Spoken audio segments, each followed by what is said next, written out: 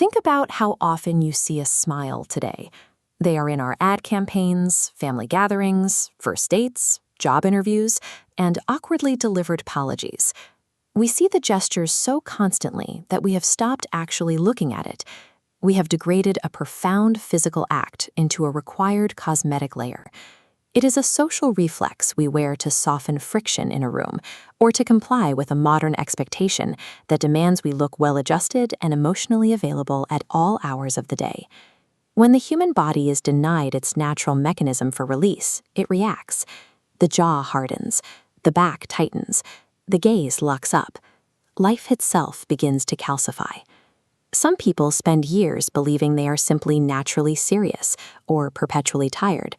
In reality, they are suffering from profound physical deprivation. By domesticating the smile into a polite social obligation, a decoration we put on for others, we actively starve our nervous systems of their most basic mechanism for emotional survival. A genuine smile functions as a complex, strictly physiological event. Curious, deliberate. Look at this anatomical map. A genuine smile is a physical explosion of breath, shifting facial tone, and energy release. It is a bodily response that travels through the nervous system.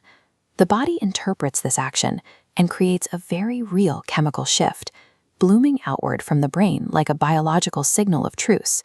The brain records it, and the blood believes it. We understand that we sleep because the body demands it. We relieve ourselves because the body demands it.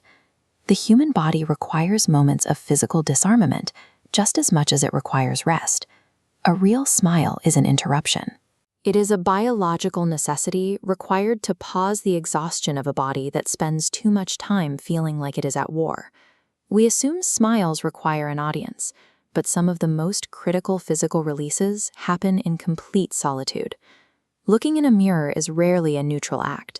For many of us, the glass returns criticism.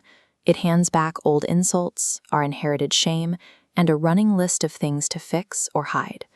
This brings us to a specific, deliberate practice, smileturbation.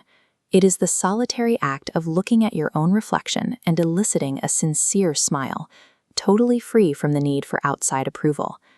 Regularly eliciting a smile from oneself serves as a form of emotional hygiene, a necessary ritual of self-reconciliation. To observe yourself and smile is to remind your nervous system that your body can still be a habitable, peaceful place to exist. When we bring this release to another person, the dynamic escalates. There is a kind of soft eroticism in an unscripted, shared smile. It actively disarms the constant mutual surveillance we maintain around strangers. Holding eye contact for 1 second longer than expected loosens the armor between two people. That brief visual touch accomplishes in the nervous system what a 40-minute conversation cannot. Every true smile carries the risk that it might overflow its container. This is the laughtergasm, the exact moment a sustained smile bursts into an involuntary chemical discharge of pleasure and vulnerability. When that overflow spreads across a room, it creates a state of collective emotional contagion, a laughtergy. Several people entering the exact same frequency of mutual disarmament, sharing an intensely human moment of spontaneous connection. People often mistake laughter for something shallow. It is a vital form of neuro-emotional rescue that temporarily breaks the hold of emotional captivity. If this biological release is so natural and so healing, why has humanity spent centuries obsessively policing who we smile at, who we relax around, and who we love? This diagram represents how social hierarchies operate. Society maintains an ancient hypocrisy. It tolerates happiness, but only within an assigned, approved script. Society reacts with suspicion when joy appears outside this structure, because an unscripted body is harder to control. When a person reconciles with their own desire and their right to inhabit pleasure, they become difficult to domesticate. They are no longer performing a mask, they are inhabiting themselves. A smile can function as a claim of bodily sovereignty. The human body did not come into this world merely to work, obey, meet deadlines, and arrive exhausted at the end of the day. It came here to feel relief, to expand.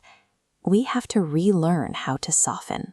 Choosing to smile without shame, apology, or the need to present our joy for inspection allows the body to remember its own power.